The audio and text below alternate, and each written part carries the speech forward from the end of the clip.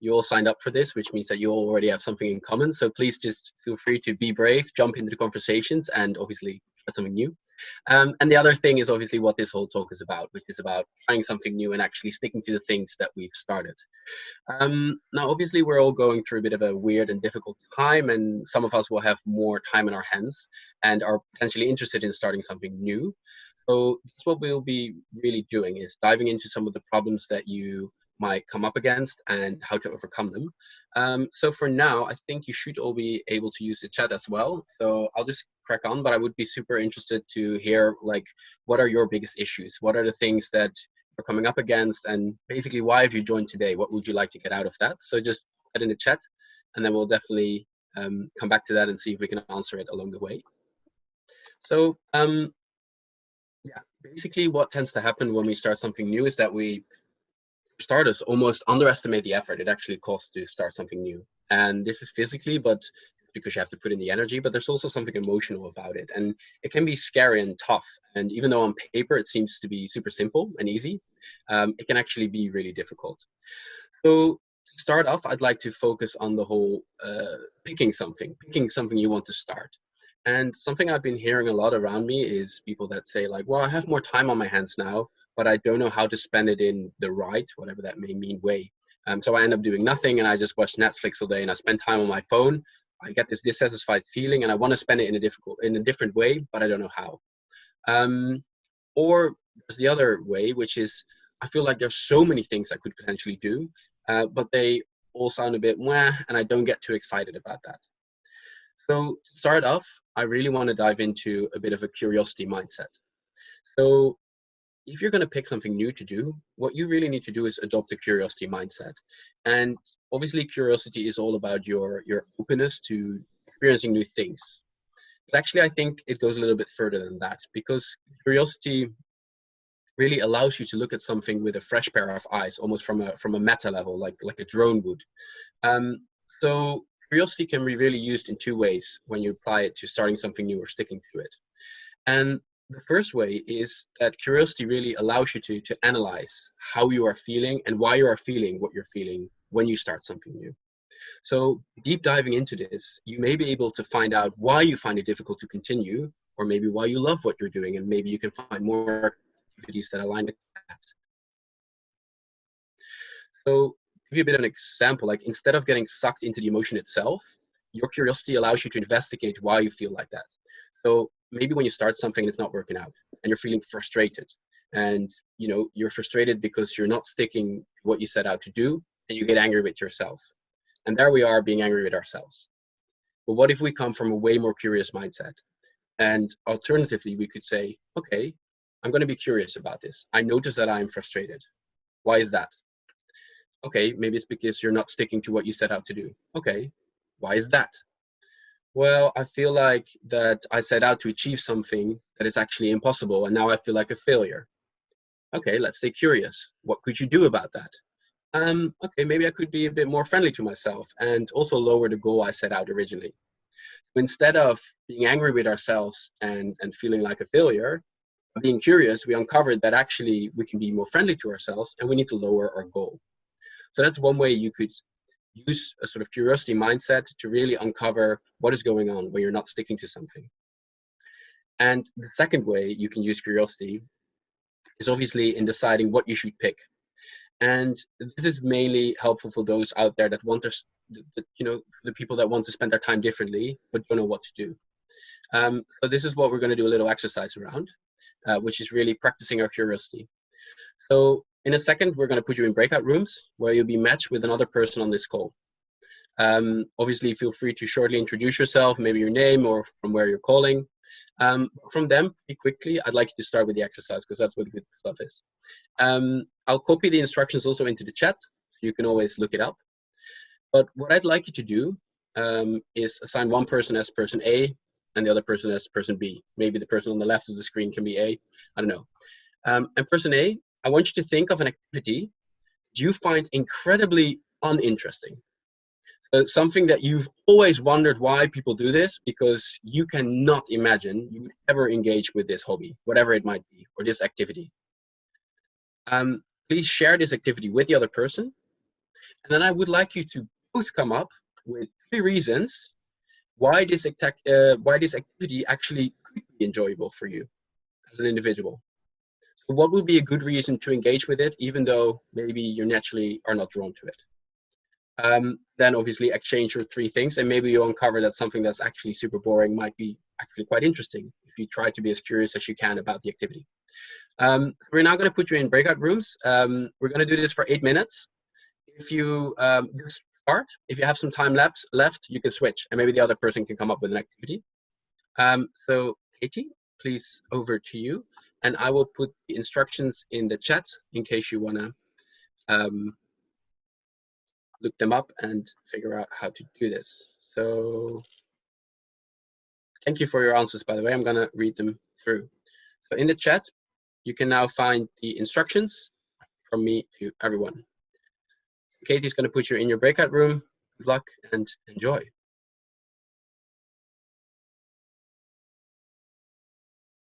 There we go. Everyone's coming back, finishing up. Yeah. There we go. Cool.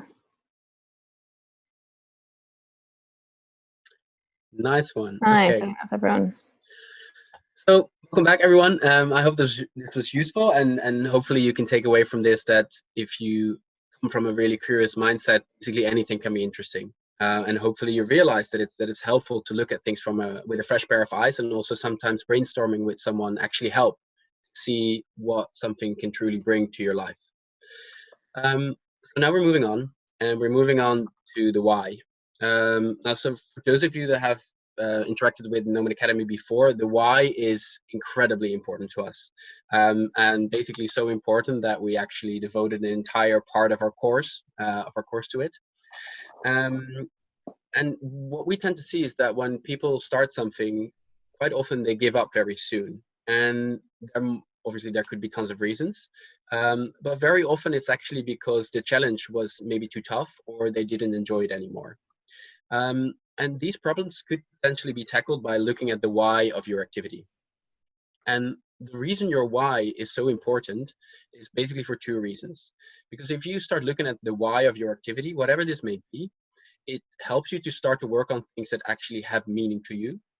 And that has a knockoff effect, which is that when you're working on things that actually have meaning to you, you are provided with the sort of resilience to keep going when things actually get tough. When you work on things that have meaning to you, you can keep going when you come up against roadblocks or obstacles. So what tends to happen is when we stop something that we started, apparently we had some expectations that weren't met. In other words, we misjudged the needs this activity would serve. And basically every action we take has an underlying need, a reason why we do it. So by looking at the why, we're really looking at the underlying needs that you have. And if we don't investigate this reason and the why properly, there is a realistic chance that maybe we just uncover that we engage in an activity that is not really our own, and we're really trying to please someone else. Or maybe that we do it for ourselves, but we didn't uncover the why and had unrealistic expectations. We're going to do a sort of mini writing exercise. What I'd like you to write down, maybe on your phone or on your computer, or maybe you have pen and paper, write down on a piece of paper an activity that you were thinking about starting, or maybe something that you're already doing and you're struggling with, or maybe it's going really well. But just write down an activity, and what I'm going to do is I'm just going to throw some questions at you, and please answer these questions keeping your activity in mind, obviously. I'll give you a minute to write it down. And it really doesn't matter what this is. This could be starting an entire new business. It could be something super small, like, I don't know, reading a book. It doesn't really matter what it is.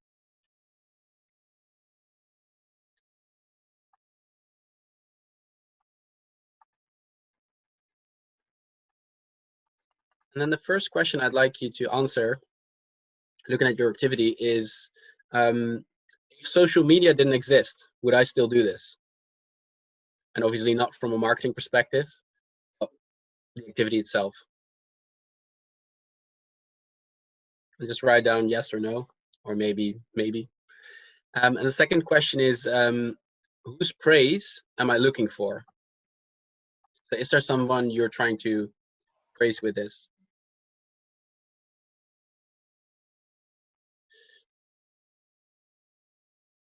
Or another question to figure out, is this truly yours or is it someone else's? Would I still engage with this activity if I wasn't allowed to tell anyone about it?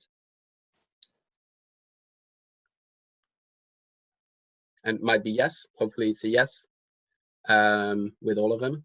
Then you get a little bit of insight into, okay, apparently there's a need in me to do this without needing the praise from outside. Another way to think about this is more from a financial point of view. So two versions of this question depending on what your activity is. So if your activity is something you normally would be paid for, would you also do this if you wouldn't be paid for it?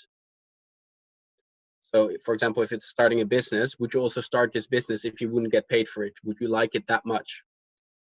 The other version of this question is, if it's something you don't get paid for, maybe reading a book, would you pay to do this? And how much would you pay for it?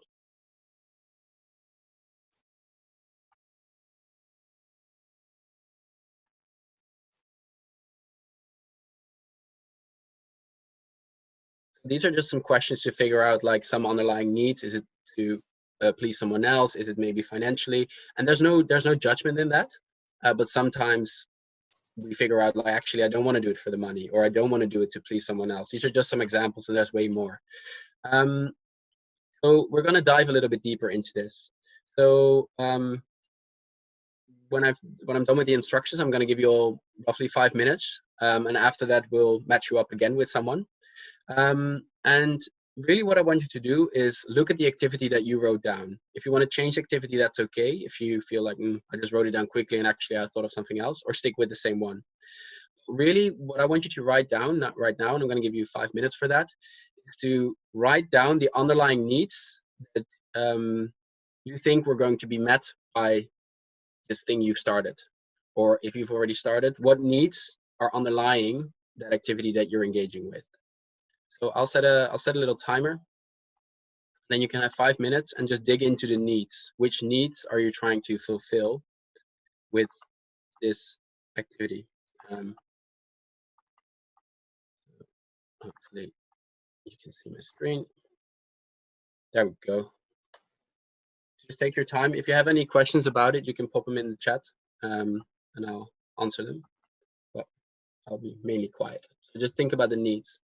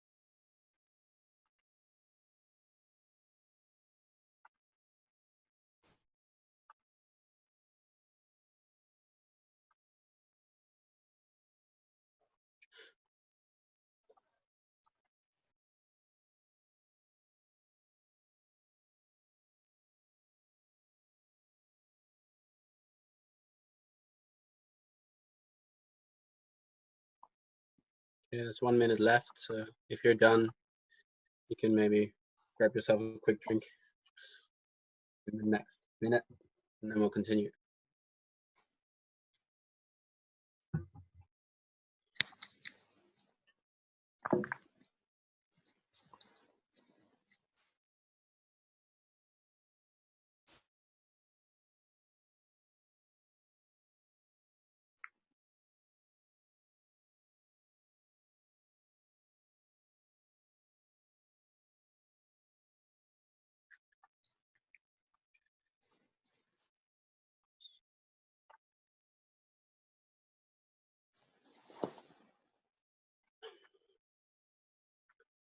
Right. So hopefully you had a chance to write down your needs. Yeah, and like I said, there's so many ways to think about this, right? It doesn't have to be something difficult or a big job, right? So for example, when you want to learn a handstand, your needs might be, I don't know, to get fit, work on your balance, have an activity without a screen, or maybe, you want to do a YouTube video with, I don't know, lanky guy learns how to handstand in 30 days.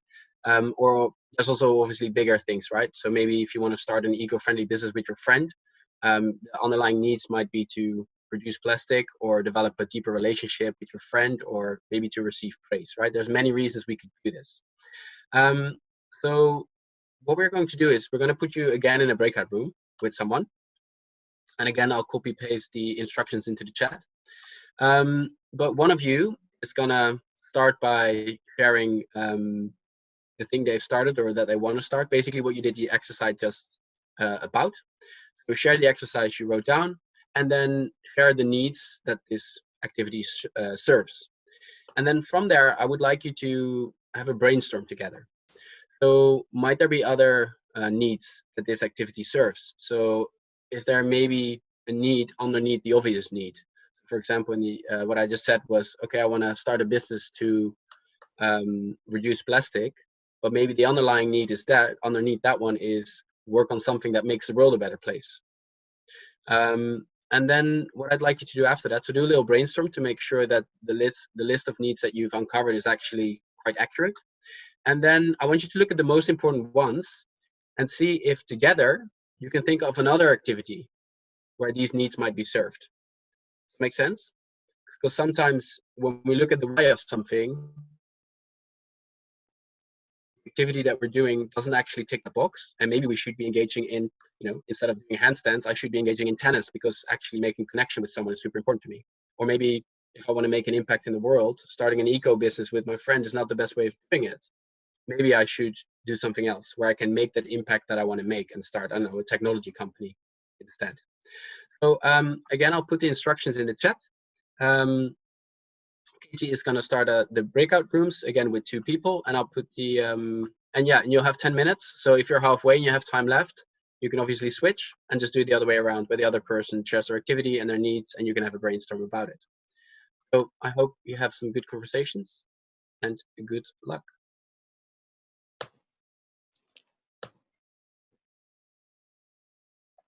Okay, I think everyone should have a prompt to join a breakout room. Amazing. Okay, well, I hope there were some good conversations and that you really figured out, the needs underneath everything that you're doing. And I guess that is also the main takeaway, obviously, from this exercise, is that it's so important that you truly understand why you're doing what you're doing. Starting something new is hard and it takes effort, but only if it's something you actually care about enough and you are actually intrinsically motivated will you find it enjoyable to engage with it and find the resilience to keep going. And sometimes by flipping this process, so looking at the needs first and then thinking of the activity later, you might sometimes surprise yourself with what you can come up with and what you actually want to engage with. I'm just looking at time. We've got about 15 minutes left. So if you have any questions from what we've done so far, please just pop them in the chat, or if when I'm talking right now, other things come up, put them in the chat, and then if we have a couple of minutes at the end, I'll try to answer those questions. If not, that's obviously fine as well. Now the last thing I wanted to talk about, we talked about curiosity mindset, we talked about figuring out the why and sort of doing a needs analysis. The last thing I wanted to mention is basically the vulnerability. And really what tends to happen when we engage in things we've never done before is that we are really confronted with our own shortcomings, whatever that might mean. And this makes a lot of sense because we are engaging in things that we've never done before. We're taking a step into the unknown, and we're really operating in this area that we've never been before, and we're giving up control. In other words, really, whenever we engage with something new, we need to allow for a certain vulnerability and not be too afraid of it. And yes, this vulnerability can be scary, and it can definitely lead to giving up. And when we're not really accepting the vulnerability, almost like this non-acceptance of vulnerability, it will come out in other behaviors. So, for example, procrastination, perfectionism, a sense of self-doubt, or maybe self-sabotaging to maybe have an excuse for when we fail. And all of these things are basically a result of not accepting the vulnerability. We're trying to handle our vulnerability by creating these incredibly high goals, or procrastinating, or having these self-limiting beliefs that are all there to protect us, to not have to deal with this feeling of vulnerability. So one of the ways to maybe get away from these behaviors that actually sabotage ourselves, we can try to think about things in a different way when it comes to vulnerability. So one of the ways of doing that is by what is called dichotomy transcendence. Might be a bit of a difficult word, but dichotomy, di refers to two. And so you try to transcend the dichotomy. Basically what that means is that you're trying to move away from thinking in extremes. Black and white thinking that we often do. I will succeed at this or I will fail. I have to be the best or I'm not worthy. And really what we need to try to do to accept this vulnerability is to, as opposed to thinking in black and white, is to start to think and operate in the sort of gray area. And what I mean by that is that becoming aware that the reason we engage in new things is actually because of the process.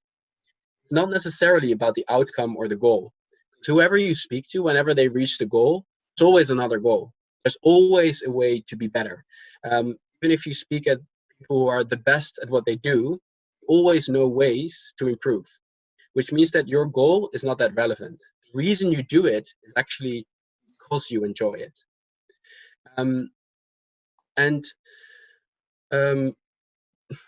Sort of this process and accepting this process is actually what makes us feel alive. So the idea that you're only allowed to start something if you're good at it defeats the whole purpose of starting something in the first place. So I guess the point is, when it comes to vulnerability, is that you can change your relationship to this vulnerability.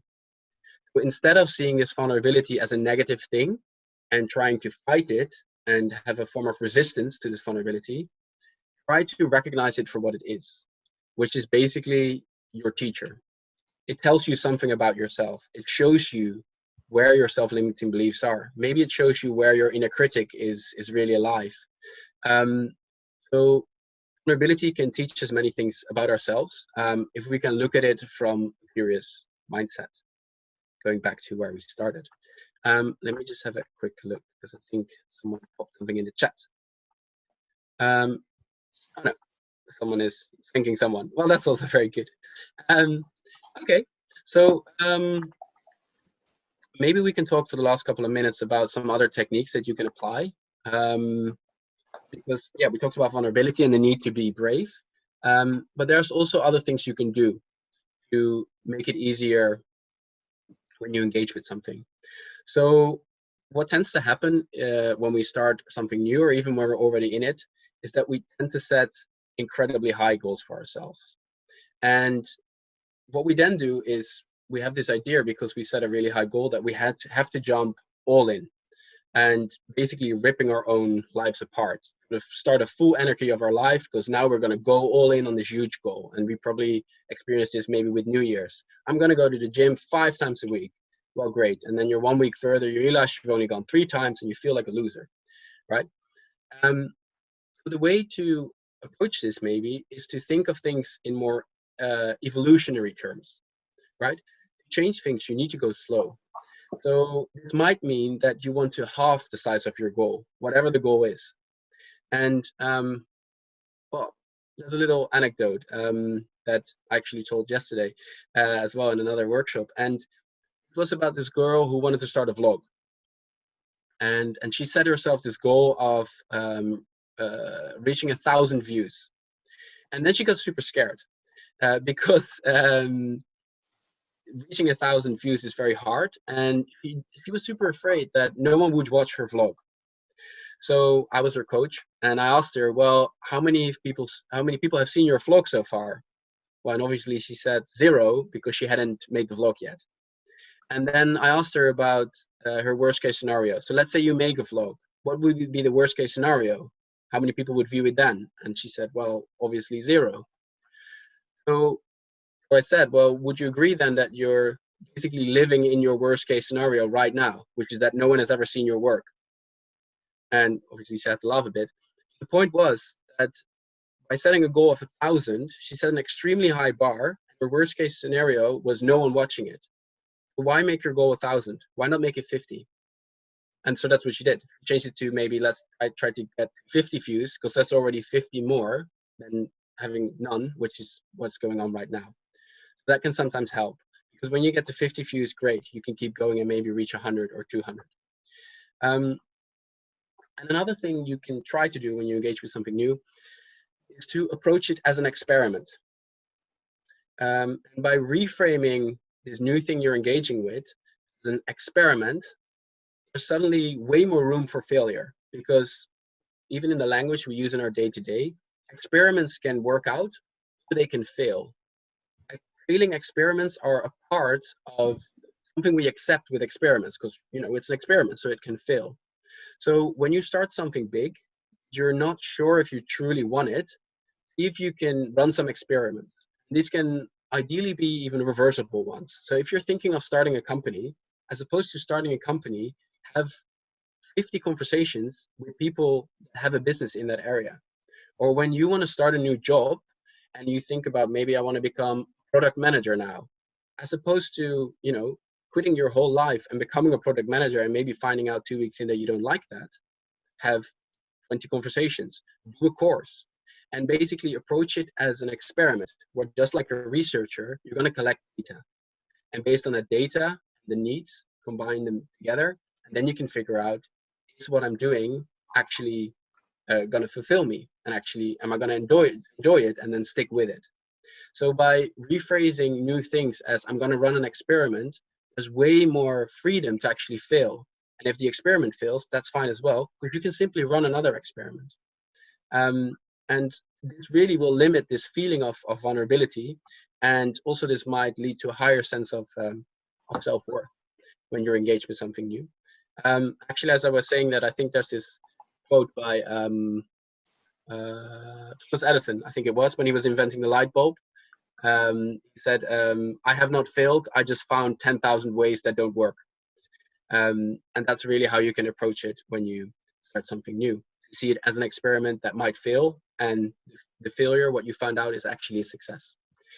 But yeah, that really was it for me. I think we talked about a lot of things: curiosity, the why, your willingness to be vulnerable, maybe some techniques you can apply.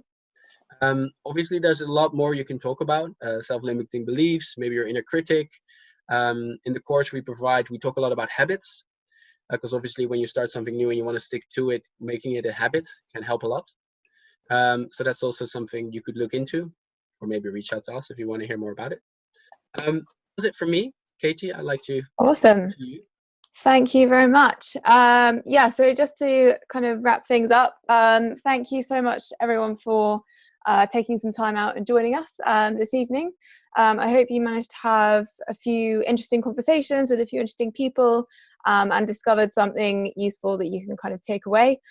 We do have a couple of last spaces on our upcoming brand new virtual 12-week program. So if you want any more information on that, or any other questions on anything that we covered today, or you just want to chat, then feel free to reach out to me or Stephen on LinkedIn, or our emails are just our names at nomad.academy. So yeah, feel free to reach out. We're going to be running a few more workshops as well, so keep your eyes peeled, and hopefully we'll see you soon. Yeah, that's it. Thank you, everybody. Thank you so much, guys. Bye. Bye-bye.